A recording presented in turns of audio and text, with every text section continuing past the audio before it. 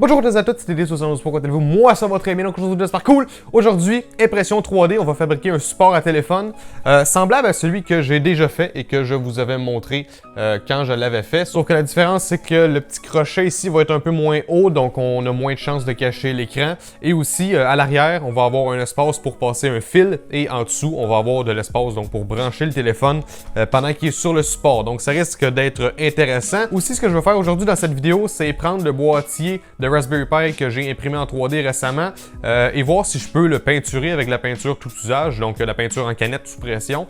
Donc on va voir ce que ça donne. Donc tout d'abord, on va aller sur l'ordinateur, on télécharge nos fichiers STL, on met ça dans Cura, on slice ça, imprimante 3D et ensuite on va aller jouer avec la peinture. Donc je vous invite à me suivre.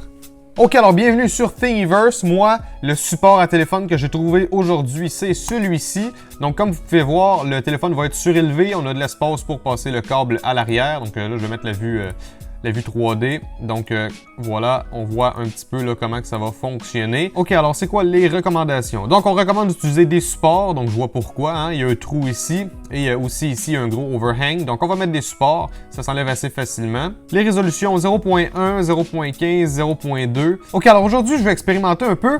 Vu que c'est un print qui a pas vraiment beaucoup de détails à respecter, je veux dire, il y a une courbe en haut, ok, il y en a une ici, il y a une courbe là, mais à part ça, c'est pas mal tout. Je veux dire, il y a juste certaines courbes qu'il va falloir respecter.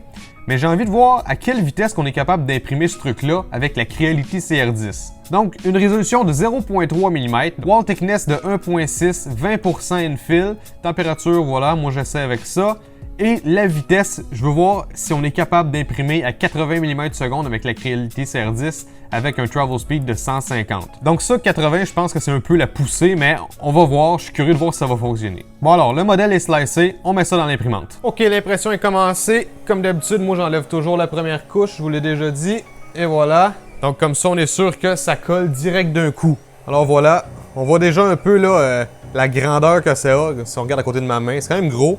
Donc, c'est le temps d'allumer le timelapse sur la GoPro. Et voilà. Donc là, on va regarder qu'est-ce qu'on voit. Ah ouais, pas si mal quand même, hein? Donc, avec mes deux lumières. Donc, j'ai les deux lumières, j'ai la GoPro qui prend une photo chaque 2 secondes. Et on va voir combien de temps ça prend imprimer ce truc-là. Alors maintenant, ce qu'on va faire, on va prendre de la peinture comme ça, en canette. Donc, de la peinture tout usage. Et on va essayer d'aller peinturer le boîtier de Raspberry Pi que j'ai imprimé récemment. Donc on va voir si ça donne un bon résultat. Bon ben comme que vous pouvez voir, l'impression se passe très bien.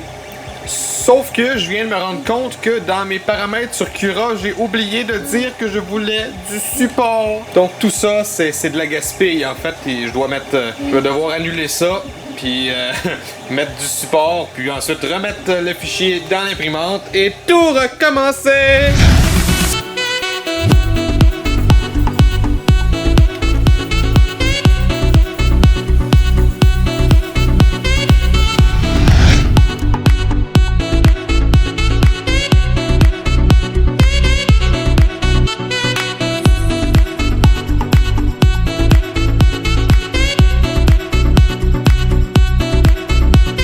Alors la réussite de la journée jusqu'à présent, c'est la peinture du boîtier. Donc comme vous pouvez voir, ça a quand même donné un résultat qui est pas si mal.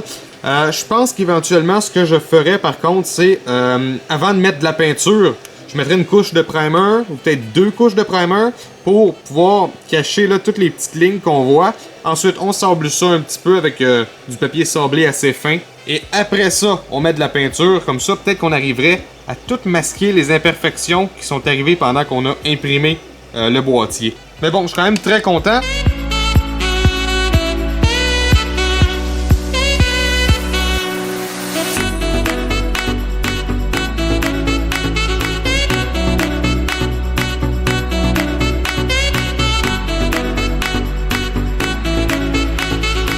Mesdames et messieurs, on a 2 expériences réussies aujourd'hui. On a le boîtier de Raspberry Pi peinture en noir que je vous ai montré tantôt. Et on a le nouveau support à téléphone sur lequel il y a un endroit pour recharger le téléphone. Donc pour vous donner une idée de grandeur, ça c'est celui que j'avais imprimé précédemment.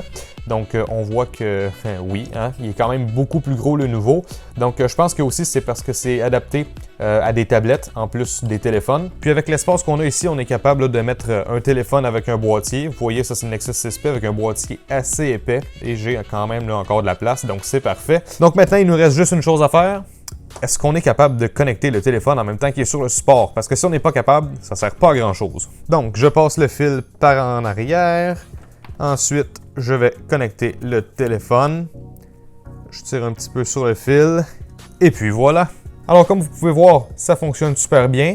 Si votre fil, par contre, il est trop rigide ou que le bout ici qui est dur, il est trop long, ça se peut que ça soit un petit peu difficile de le mettre dans le support. Donc, moi, ça rentre quand même assez bien, c'est pas si mal. Par contre, il faut faire attention, si par accident vous tirez sur le fil, ben votre téléphone va faire ça comme ça. Okay? Donc, il faut faire attention à ça. Peut-être fixer le fil en arrière avec une épingle, un truc, je sais pas trop quoi. Mais bref, peut-être coller le fil pour pas qu'il puisse s'en aller. Donc, bien sûr, on peut le mettre comme ça. Sinon, on peut bien sûr mettre le téléphone sur le côté. Donc, aucun problème. Et comme vous pouvez voir, les petits crochets sur le côté vont pas trop haut, donc on cache pas vraiment d'écran. C'est quand même assez intéressant à ce point de vue-là. Donc voilà, maintenant, mon téléphone est sur la charge, puis je peux faire qu'est-ce que je veux faire. J'ai encore accès à mon Fingerprint Reader en arrière. Regardez, vous voyez, je peux appuyer là. La qualité de l'impression est quand même convenable. Oui, où ce qu'il y a eu du support, c'est un petit peu plus rugueux. Mais je pense que ça pourrait être réglé avec peut-être une lime à métal, quelque chose du genre, donc avec des petits outils. Ici, je sais pas trop pourquoi, j'ai une ligne qui est comme plus épaisse que les autres. Donc comme qu'on a vu avec la peinture tantôt, on pourrait très bien mettre du primer, ensuite sabler et ensuite peinturer ce truc-là. Le peinturer couleur métallique, ça serait super cool, genre argent. Ensuite, vous pouvez mettre un petit truc antidérapant en dessous, comme ça va pas glisser sur votre bureau. Donc voilà. Comme je vous ai dit tantôt, avec les paramètres que j'ai mis, j'ai seulement mis 20% de infill avec des contours de 1.6 mm. Et regardez, quand j'appuie, oui, ça flex, sauf que c'est quand même très solide. Je veux dire, quand je mets mon téléphone dessus, ça ne flex pas. Vous voyez? Aucun problème. Il faut vraiment que j'appuie dessus pour que ça bouge. Donc, aucun danger de le détruire. Ok, alors j'espère que vous avez apprécié cette vidéo. Si c'est le cas, n'hésitez pas à laisser un j'aime et un commentaire et n'hésitez pas à me rejoindre sur tous les réseaux sociaux, YouTube, Facebook, Twitter, Google+, et Instagram. Et moi, je vous revois une prochaine fois dans une autre vidéo. Ciao tout le monde!